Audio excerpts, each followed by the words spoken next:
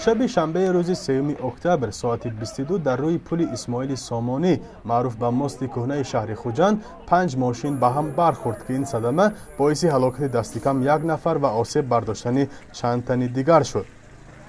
اکبر شریفوف سخنگوی ریاستی وزارت کارهای داخله در ولایت سوخت روز 5 اکتبر در صحبت با خبرنگار رادیو آزادی گفت در این صدمه بهرام عظمتوف ساکن 33 ساله شهر خوجند و کارمند شعبه بازرسی دولتی اتومبیلی در ولایت سوخت با автомاشین تمغه جیپ مرسدس بنز GL رقم دولتیش 0174 به سمت مقابل برآمده به автомاشین اکبر غفارزاده ساکن 32 ساله شهر خوجند کارمند شعبچه کافتکار جنایی شعبه کارهای داخلی در شهر خوجند با تمغه مرسدس بنز رقم ترانزیتیش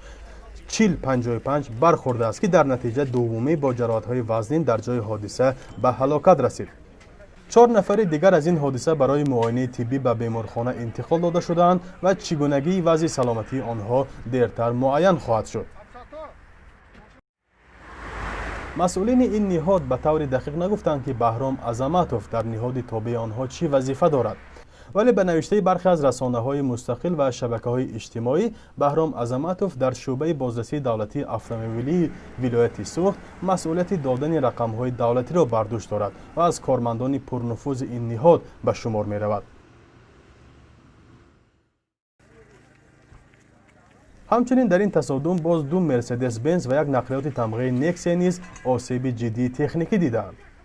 به گفته اکبر شریفوف نقلیات تمغه نکسیا بر راننده رحیموف عبدالقیوم سال تولدش 1985 ساکن شهر خوجند با رقم دولتی 0703 و 1 مرسدس بنز با رقم دولتی 1111 به ساکن 23 ساله شهر خوجند تعلق داشت، ولی حالا اسم 2 نفر راننده گفته نشده است و به گفته مسئولین در صورت معلوم گردیدن سبب و عامل‌های صدمه تفصیلات نشر خواهد شد. به اطلاع ریاست وزارت کارهای داخله در ولایت سوخت طی ماه سپتامبر در راههای ولایت 31 صدمه نقلیاتی رخ داده باعث مرگ 19 نفر و جراحت برداشتن 24 تن دیگر شده است. فرزان محمدی، رادیو آزادی، شهر خوجند.